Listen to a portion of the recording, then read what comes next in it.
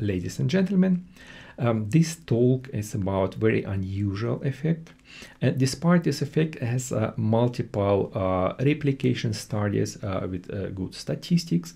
There are multiple publications and even scientific publication in such high-level journals like Nature, but nevertheless we have only a little understanding about its internal mechanism, structures and dependencies. The name of this effect is the phantom effect, and this talk is about several hypotheses and experimental evidences. The talk consists of two parts. In the first part, I will try to give some overview about different, at least 6 different appearances and frameworks and methodologies. And in the second part, I will show technology for measurements and some attempts to integrate this effect in some sort of experimental devices and experimental methodology. The most famous example of the phantom effect is the phantom leaf. This phenomena was first discovered in Soviet Union by 2 different group of researchers, and in fact not by Kirlian itself. And the first publication was done in a popular journal, not in scientific journal, Technika Молодежи by Adamchenko and Velenskaya. But probably this missing explanation somehow stopped further exploration, at least in the scientific community. And the first successful replication in 1979 by a group of researchers from India. This replication attempt opens the way for more broader exploration in Western, first by academic community and then by a group of more, let's say, broader communities by different peoples. And the peak of popularity I can probably approximate to 90s of the last century. But nevertheless, successful replication, the last successful replication was done in 2015, to my knowledge. There was with about 140 different samples, and the outcome was positive. So this effect is related to Kirlianography and to this coronal discharge, this visible appearance of some structure in high-frequency electromagnetic field. And as we know, there are some illumination of boundaries and some internal structures. And here in this case, if a part of this leaf is cut out, so this missing part is still visible on Kirlianography, but only under specific conditions. Not in all cases. And this missing explanation that probably drives the whole development in the direction of more esoteric and paranormal explanation, like out of body experience and this after death stuff. And this finally generate a kind of scientific skepticism. And many people say, well, what we see here is metabolic products, and they spread out here in this place. And what we in fact see, we see this illumination of these fluid metabolic products. But this critic point cannot be really accepted, because we cut in one position, but we see here the whole structure, and in fact with these fine substructures. There are multiple attempts, for instance, to replicate this in different conditions to improve the original experiment. For instance, pieces inside of the leaf in different configuration that was cut out, and after this we still see the fine structures, and even there was attempt to replace a high-frequency electromagnetic field by chemoluminescence. And this piece with some cut out parts was placed between photosensitive materials, and after a while, after a couple of days, this structure, this leaf with this cut out parts was printed in this photosensitive materials. So in general, like I say, this effect was replicated a number of times with positive outcomes. It's really appear under specific condition, not in all cases, but under specific conditions. And nevertheless, after all these attempts and after more than probably 60 years of exploration, we still do not have any, let's say, more deeper understanding about its origin. The second manifestation of the phantom effect is known as a memory effect. It's appear in specific locations, and probably the first time it was discovered by Kozyrev in Soviet Union, again in 60s. And Kozyrev, one of his, let's say, hobbies was exploration of sky for a through position of stars. And he believed that exactly from this through position is coming some sort of energetic flow. It has optical and electrical properties. And if this flow is focused on optical way to set up, he was able to observe physical changes, and his measurement device was used kind of resistive elements or resistive bridge. And if this telescope was scanning a sky for the through position of stars, exactly in this position, Kozyrev was observing a strong variation of resistivity of this element. I should say this experiment was replicated multiple number of times. One of the really famous replication was done in Academy of Science by some people from the Academy, and they fully confirmed this conclusion from Kozyrev. But return to this memory effect, the Kozyrev itself call it as a kind of accumulation of influences. So this energetic flow that stick to specific places of experimental setup and still influence all these elements, the sensitive elements, even if the telescope was moved away from a true position of sky. And the more experiments Kozyrev was performing, the more stronger was this effect. It's really kind of accumulation of these influences. And this memory effect, if there are no experiments, this slowly disappear, and after a while, in fact, there was no memory effect at all.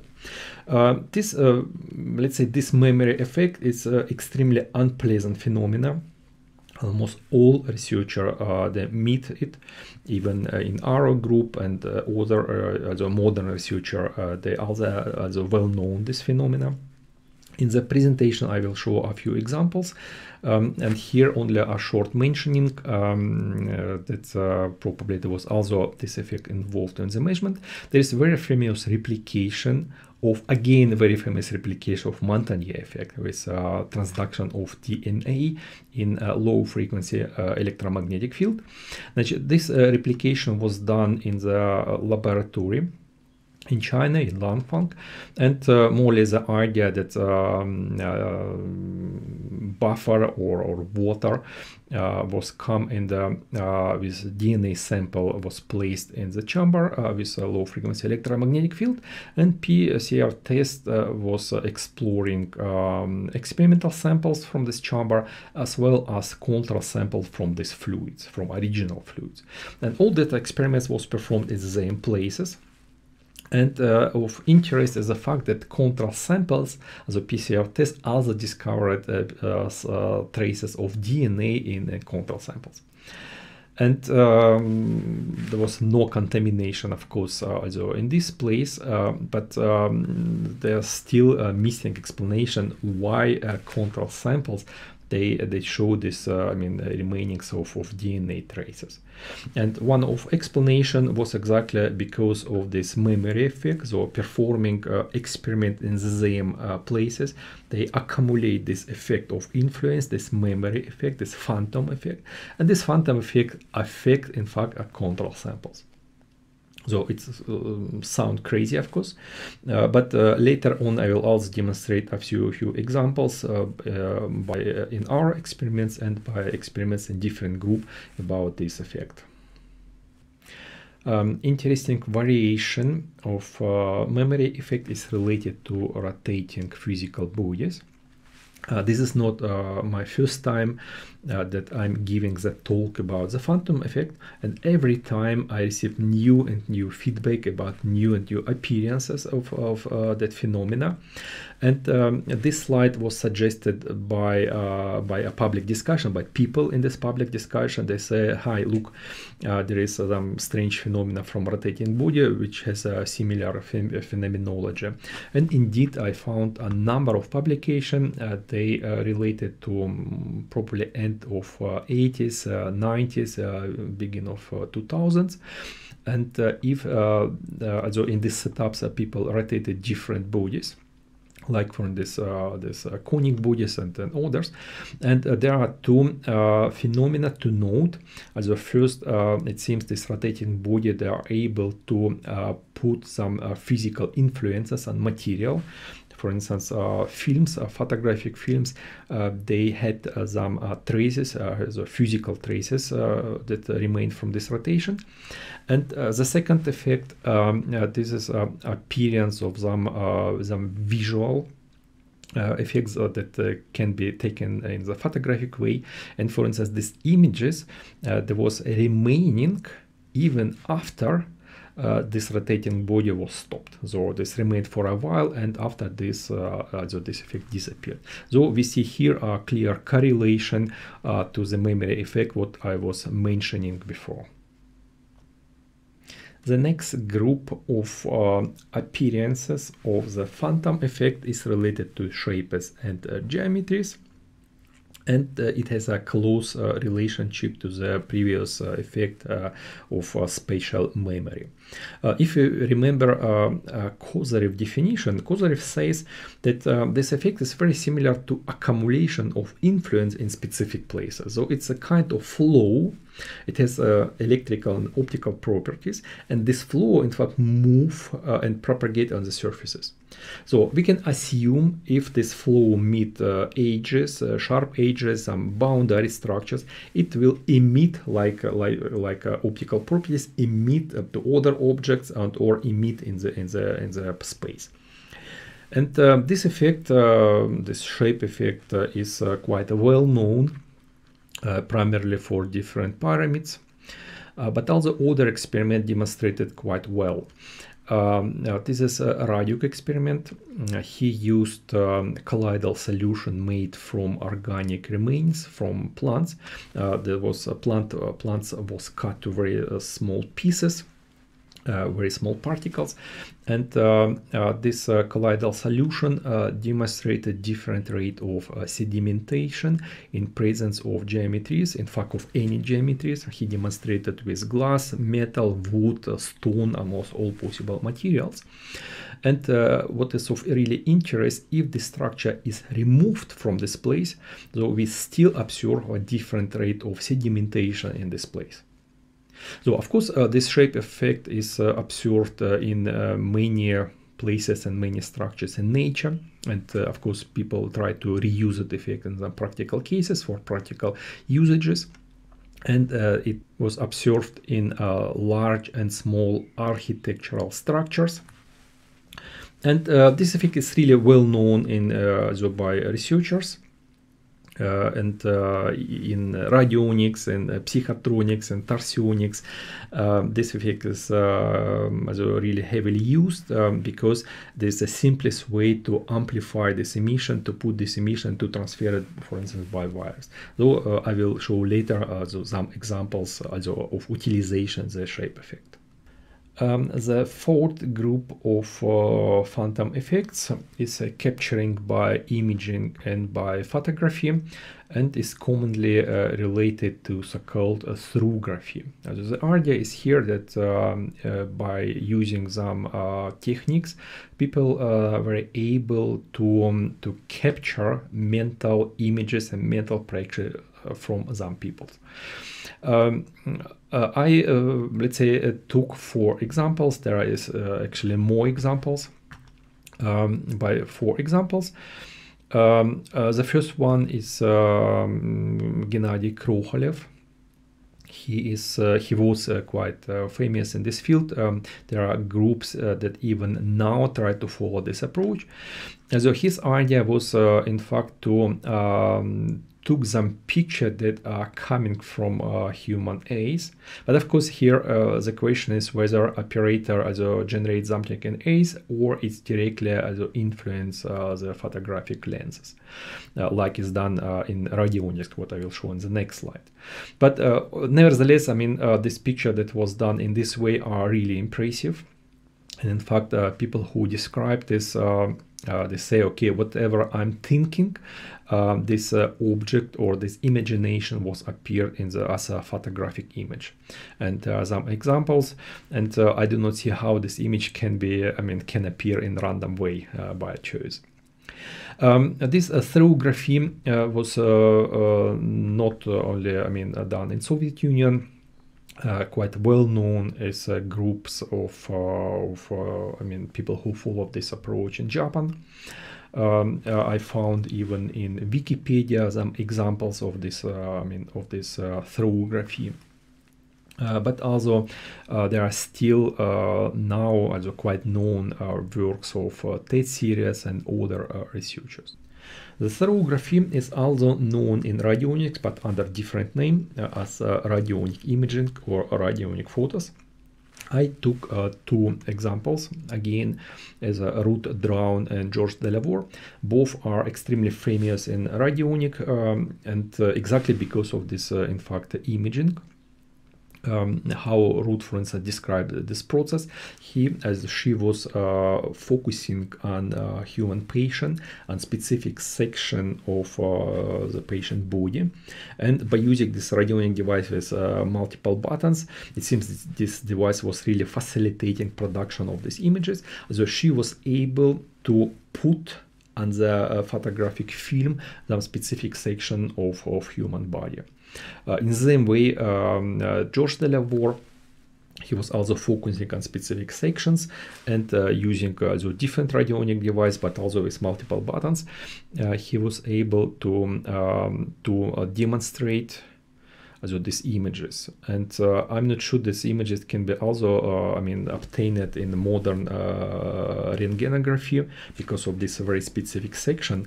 And even there was also quite known this to some extent strange images of 3-month-old embryons, also human embryons.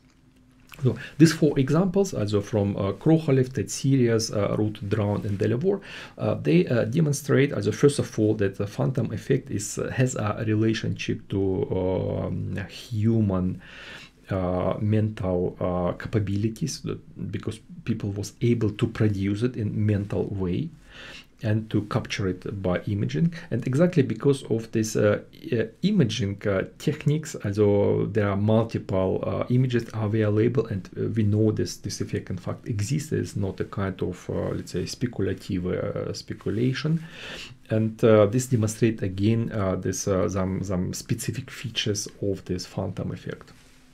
The fifth group of effects related to phantoms is created by so-called light phenomena. There are different light phenomena. There is just a light of different shapes and different sizes, and they sometimes they move, sometimes they stop, sometimes they have a kind of some blurred effects. And I was originally skeptic to this, I mean, because you know, if you put some lights in front of your camera and move a little bit as fast, then you will see something like a blurred light movement.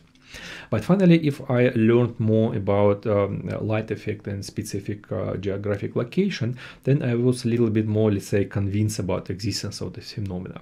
And one of the most famous and most interesting descriptions related to Hesdalen light in the Valley of Hesdalen. If somebody don't know, please read it. Even in Wikipedia, there's a beautiful description. And the point is that this light, also such light, appears periodically in this location, as it's quite small region, and they have sometimes more intensive appearance. Sometimes this effect disappear for a while, and in the modern time, intensification was in 30s and then in 80s. And after 80s, researcher even installed in this region some automatic registration station. There is a kind of collaboration with local university, and up to now, I don't know, it's about 50 years of research. And what this researcher write, okay, fine, we can really confirm this effect exists. There are thousands of confirmation, there are thousands of images of description. And finally, their success is they are able to classify this phenomena by their movement patterns and by geometries. So finally, we know that this exists, but finally we don't know what it is, what kind of structure, what kind of appearance this is. So from this point of view, at least I think this light phenomena to some extent belong to the phantom effect because of very similar appearance. It's also strongly related to geometric region, to some specific place, but it seems in this case this probably has also some additional qualities and some additional capabilities. Last group of effects in the phantom context has esoteric dimension. I call it mystic implants and immortality. And basically the topic of immortality should be taken seriously because of Google, Microsoft and other companies who invest now a lot of money. They really look for immortality, for extending human life, for solving this aging problem. And it seems here, at least the idea is also quite closely related to previous topic of thoughtography and radionic photography, where people, by focusing mental effort, are able to produce some structures, as of course invisible structures, but they can be captured by photographic films, and so they become visible. So in this case, these structures, they are placed inside of the human body. So we can really consider this as an implant, so the mental implant. And there is a lot of publication now. I will show them in later in the presentation. They claim that these implants they have a strong influence on different human systems, like metabolism, like thermal regulation, like homeostasis, like immune systems. And here are important, at least there is a lot of techniques that describe the way how to put this implant of human body. They are even known from really old cultures.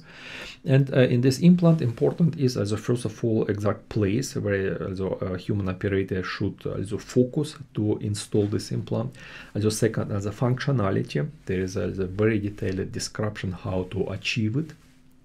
For instance, some techniques, the 6 yoga of Naropa, that describe it also quite in detail. And finally, operator should do it a long time to maintain this functionality. So, and it seems, I mean, also following this publication, seems this effect is real. And extension of this effect is another way of achieving immortality. And it seems that people, by focusing, are able to, first of all, to generate this structure inside of human body, to transmit human consciousness inside, and they put it outside. And so the human, they live in fact in the kind of the structure outside, and this way is described as the way for achieving immortality. So at least this esoteric dimension is anyway worth for further investigation. And indeed, so there is already some investigation started, so from both ways, from implants and from immortality. And in fact, so this one of the interesting, also one of the most interesting topics of the phantoms. Now we try to conclude the first introductory part.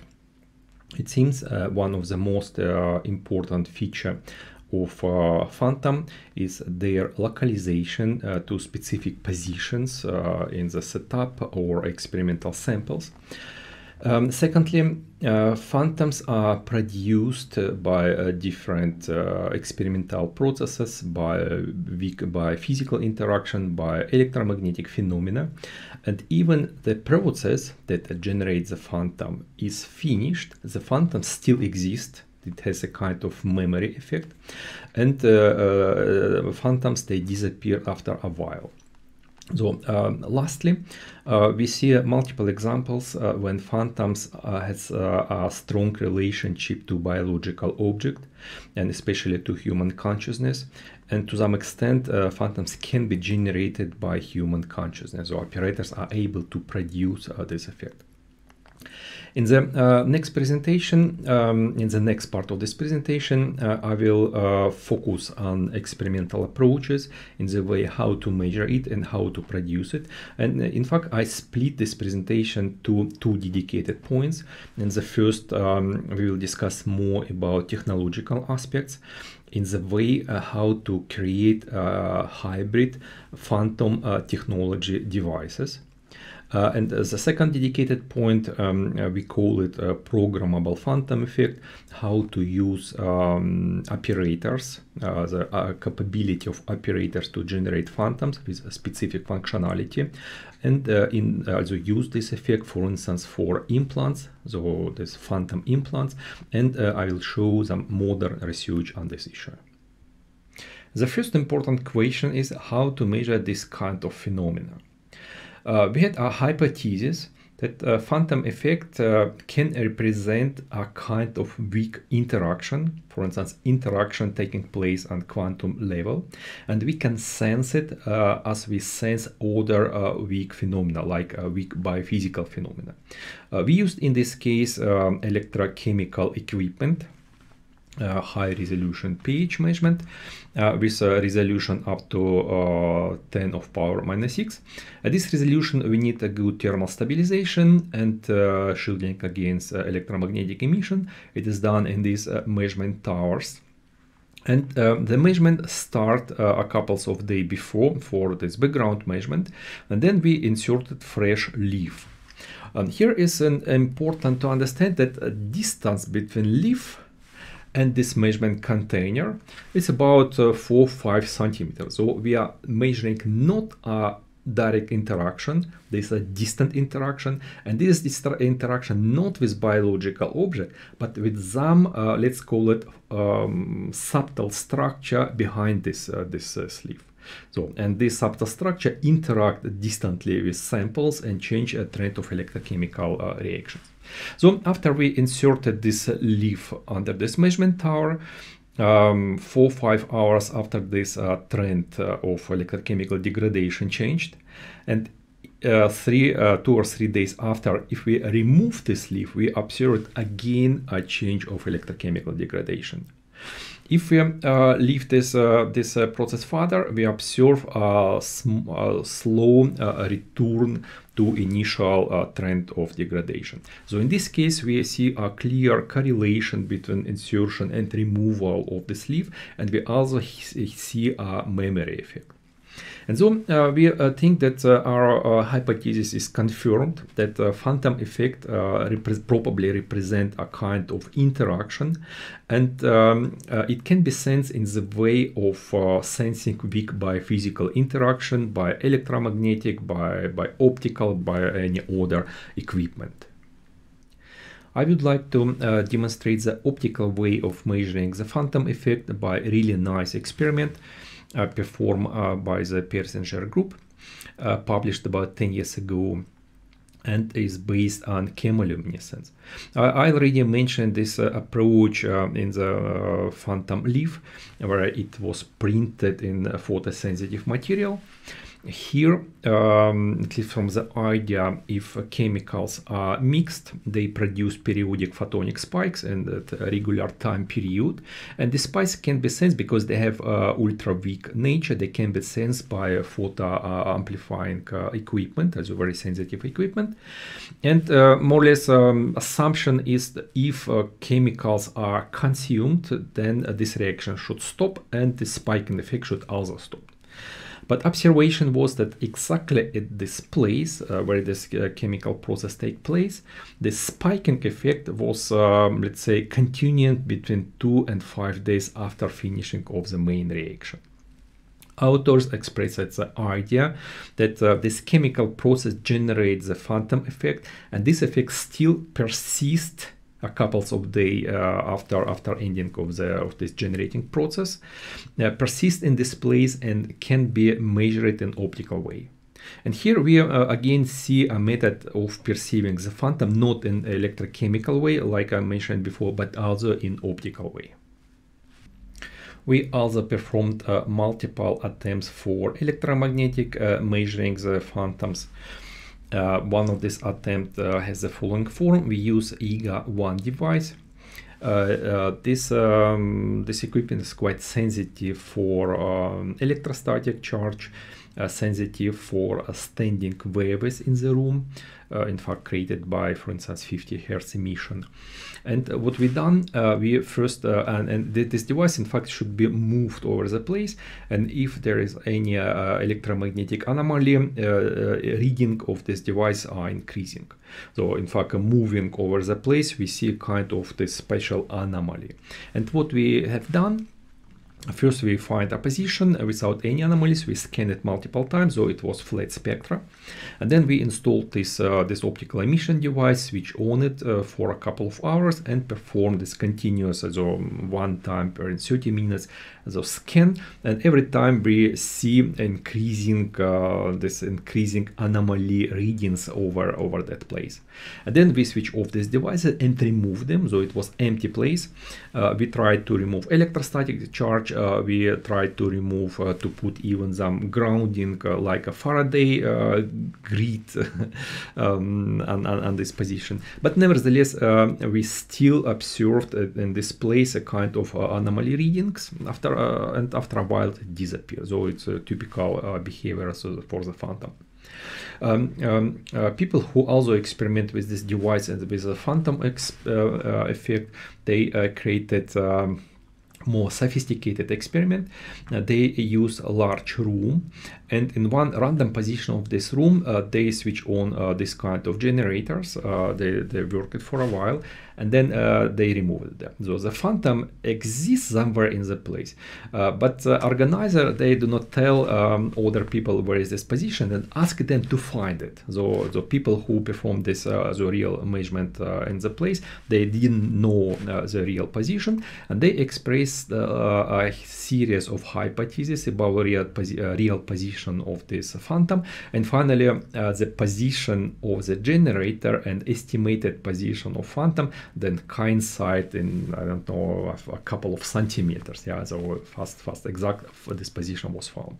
So there are different other different ways also for electromagnetic measurement, but like I said, this not only electrochemical, optical, but also electromagnetic way of measuring is well feasible. Here I would like to return again to the shape effect, and because phantoms and shapes, they are closely interconnected. Once again, phantoms, they incorporate a number of optical and electrical properties. They move quite slowly, move on surfaces. And here in case of, for instance, conic structure, exactly in this position, we will observe amplification because phantom moves from all directions. And we also know that phantoms, they interact with almost all biochemical, mechanical, electrochemical processes. For instance, here, as again, they change the sedimentation rate. Here in this setup, if we measure electrochemical properties of both fluids, there's a pure water here, and here we see absolutely different electrochemical properties. We know that phantoms intensively interact with biochemistry. This paper appeared a few days ago in Nature. About influence of geometrical structure and protein properties. It seems phantoms, they in a very weak way interact with almost all processes. And here one of the main ideas in regard of the shape effect that using geometries we can control development of phantom structures. We can direct in a specific way. We can even drive them, for instance, if we put here a wire, we can drive the phantoms through this wire. And by using this structure, we can really control the movement and properties of phantoms.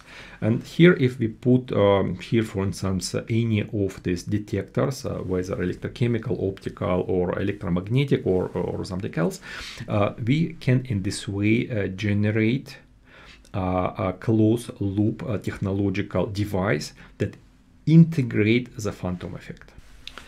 On this and the next slide, I will try to explain and to demonstrate our attempt to create a hybrid phantom technology device.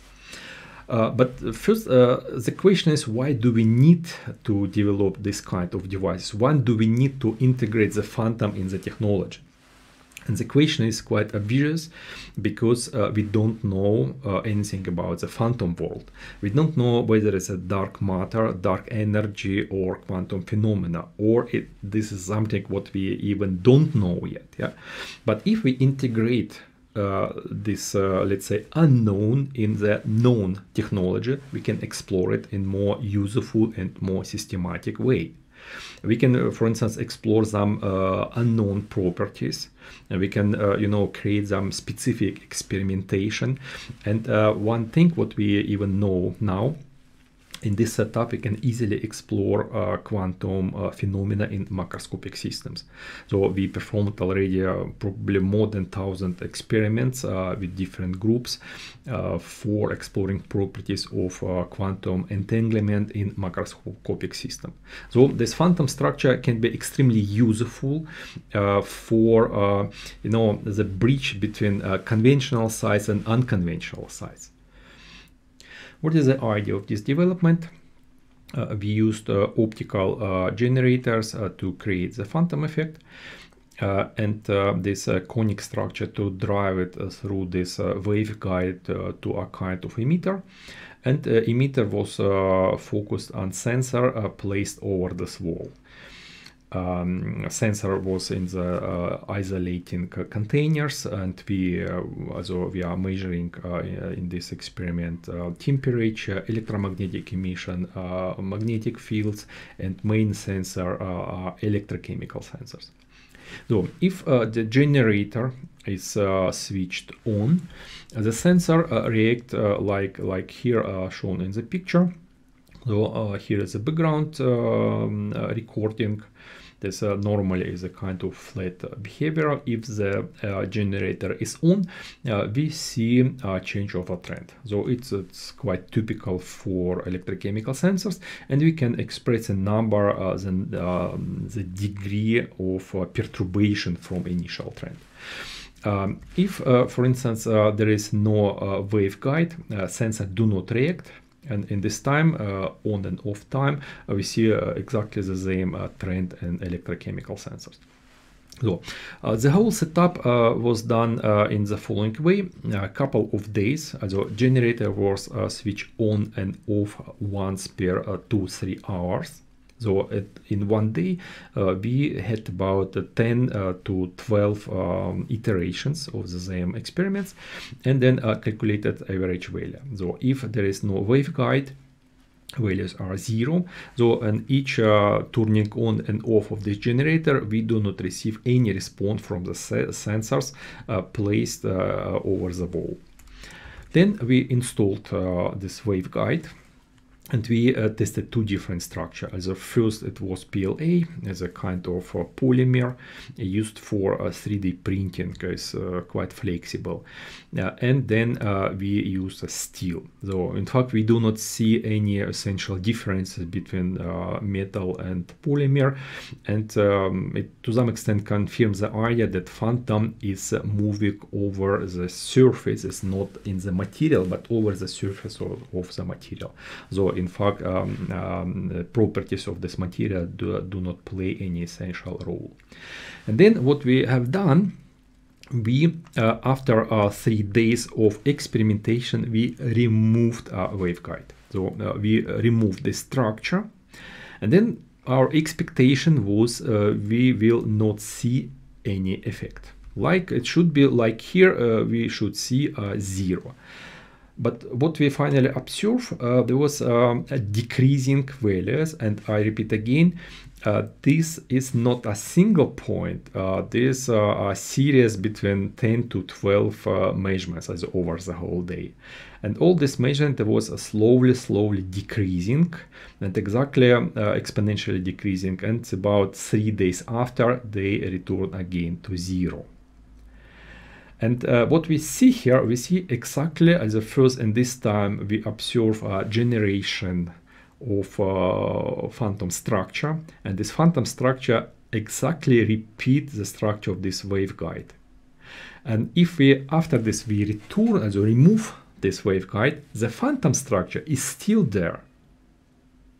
And it still participates in the experiment, and it's guiding the signal from the generator to the sensors. But because this structure is slowly disappearing, we see this exponential decreasing of the signal. Now I would like to summarize what we have achieved in this experiment. So we used this optical generator to generate the phantom effect, and we had 3 days for generation this spatial memory here in this position. So after we removed this physical structure, we received a hybrid device. So this we have a physical generator and physical sensors, but we had a phantom waveguide. And this is very important. This was a functional phantom. It's still working in this system. And now by using this setup, we can explore different properties. We can make a lot of different experiments. For example, here we calculated this generation and disappearing time, so dissociation time of phantom structure. But if the idea is understood, the setup can be explored and extended in any possible way. So we also still working in this direction, but because this presentation time is limited, we need to stop this second point and to proceed to the next topic of the presentation related to the programmable phantom effect. Development of hybrid devices represent purely engineering approach. As engineers, we really like working with hardware, with different sensors, to solder something, to calculate some elements. But here, as we know from introductory part, the phantom effect can be created purely by human consciousness without any technologies. And probably here we meet a very alternative approach for technological development without any technologies. Only using human mind, we can develop a kind of technology, let's call it subtle technology. They can still interact with human body, with different systems from human body, with biochemistry, for instance. And this represents really alternative point of view on social, cultural development, and we know this even from very old cultures. So from this point of view, we are really extremely interested in exploring this side of the phantom effect, and because a human operator program it, we call this side a programmable phantom effect. The general question is whether human person, human operator, can interfere with physical experiment and can influence its outcome. And modern science answered this question positively. Yes, the operator can do this. And one of the famous experiment toward this question is this double slit experiment, when electromagnetic emission demonstrate either wave-like or corpuscular-like properties. If there is no observation, no measurements, then we see waves. But if operator or person observed or there is a measurement performed, then we see only 2 strips on the screen. There is even a nice variation of this experiment done by Dean Radin about, I think, 10 years ago, where the person was sitting about 2 meters away from the experiment and was mentally concentrating on this pattern. And based on the mental effort, here the intensity of emission in this black area was slowly changing. So it seems that human person can even influence on the distribution wave-like or corpuscular-like. But this is not only a single type of experiment. There are other experiments. I would like to refer to one last paper of Vladimir Kernbach. It was recently published. This is about exploration of properties of aqueous solution. And Vladimir introduced two different control samples. So normally experiment is successful if there is a difference between experiment and control. And he introduced two kinds of control. The first one was obvious to experimentator. So he know about this. And there was a second type of control samples, hidden control, and nobody know about this. So here is the point is that human experimentator has a specific expectation about this difference, and indeed in all experiment there is a difference between the experiment and control, so it seems that the experiment was positive. Yeah. But hidden control do not demonstrate any significance with the experiment. So, and this was not a single measurement, there was multiple measurements for each case, and were multiple cases as well. So it's a specific repeatability. It means the human expectation can program more or less this whatever phantom is in this experimental area, and this in turn influence the outcome of this experiment. So between experimentator, this effect is quite well known. We call it normally effect of critical observer. So to conclude, yes, this is a common point of view. Yes, human experimentator, human person, human operator can influence, can interfere with physical experiments. We analyzed literature, first of all, Russian literature in 80s and 90s, so in the Soviet Union time.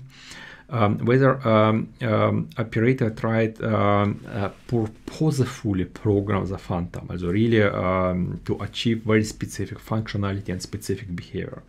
We find indeed a number of publications. I will not go in any details. But for instance, in some of this publication, people try to move this platform, the program, the phantom, to move this object on the water surface. Or for instance, there was a specific experiment to program reaction of plant object, of biological object. So again, in very programmable way. At least there are multiple described papers about purposeful programming of these phantoms. And finally, we decided, well, to replicate some of that experiments. In our setup, we had one object, and human operator focused his attention on this object and try to some extent really program it to imagine a specific functionality or specific behavior. And in our case, it was quite simple. There was a low power LED, and if LED was lightning, then this object, this phantom, should make influence on sensors. So, and sensors normally they react, they slowly change, as normally as all these electrochemical sensors, they change the strength. And if this influence was away, then it's returned again to the previous strength. So it was quite easily to detect. And as a control attempt to see whether really this effect, so this object influence, we put setup without any object. And if this LED was lighting, so it's really low power, it's almost not really even visible light from this LED. So there was no influence on sensors. And in turn, again, if the object was present but was no light, then again was no influence on the sensors. So this change appears only if there was light and the object was programmed. So what we observed in these experiments, there was a series of, let's say, different experiments with slightly different conditions. We observed that it works quite well in the first, let's say, 1, 2, and totally up to 7, 8, up to 10 iterations. So these changes are still visible, and then effect disappeared. Then whatever, how much LED was lighting, there was no visible effect. We are, of course, very curious and very much motivated to do this kind of experiments, and performed multiple iterations, and that is one of the latest replication of our own experiments. Here we had this programmable phantom object in one of these thermo-insulating boxes with LED. And sensors are placed here and here. So if this LED was lightning, there was no influence on the sensor because of even insulation and space. And finally, if this object, this LED was on, we had this reaction and sensors. And in fact, both we tested here distance, also we tested, also we tried to increase this distance. It's worked quite well up to specific distance, more or less. And these are typical reactions. Here it is a time of LED lighting, and even, like I said, we observed always up to, well, it's depends, always different, 5, 6, up to 10 probably activation cycles, and after this the effect disappeared. We improved this experiment. Operator is entering in the room and program this object again. And we observed again and again this up to 10 activation cycles, then programming this again, and again this up to 10 activation cycles. So in this case, we tried to increase the lifetime of this programmable object. It's one of the ideas. And we had one interesting discovery that in fact the lifespan, the lifetime of programmable object do not depend on our time. So for instance, if this one cycle of activation has only 1 hour here, so totally we would have about 10 hours of lifetime. But if this activation time is 1 day, then this lifespan is about 10 days of this phantom object. So here we have a lot of even philosophical equations. The question is, why do we do this? And the answer is because here we program a kind of implant. Because we in fact create a system that can sense a specific situation in real world and can interfere with real world. So in other terminology, we call it sometimes a kind of subtle robot. So we are from robotic field, so it's for us it's natural to perform some robotic experiments, and we observe this as a kind of autonomous device which can run a specific program. And one of this application is, of course, implant, for instance, is the human body. And we explore, in fact, this implant way with this experimental setup. I would like to demonstrate one attempt of scientific investigation of this mental or phantom implants. This attempt was undertaken inside of the mainstream science. That is important. And original technique is coming from tantric Buddhism. There is 6 yoga of Naropa, with a final goal of achieving immortality. This goal is divided into different steps, and in the first step the goal is to generate inside of a human body a specific energetic engine that should produce enough energy for all of the steps. And this goal is achieved by putting specific implants in specific places, by concentration, by meditation. So this quite a complex procedure. The interesting side effect of this approach is, also first of all, dramatic increasing of energetic output from human body, and in particular temperature. And this is important. There is a core temperature. It's not a skin effect. There's really increasing of temperature inside of a human body, and therefore this effect is really quite well measurable. In Western, this approach become very popular. there is a lot of YouTube video demonstrating the people sitting in the snow and in very cold situations. And I would like to refer to one paper this published in PLOS ONE by Maria Kozhevnikova and co-authors, and this exactly explore this first step, yoga tuma.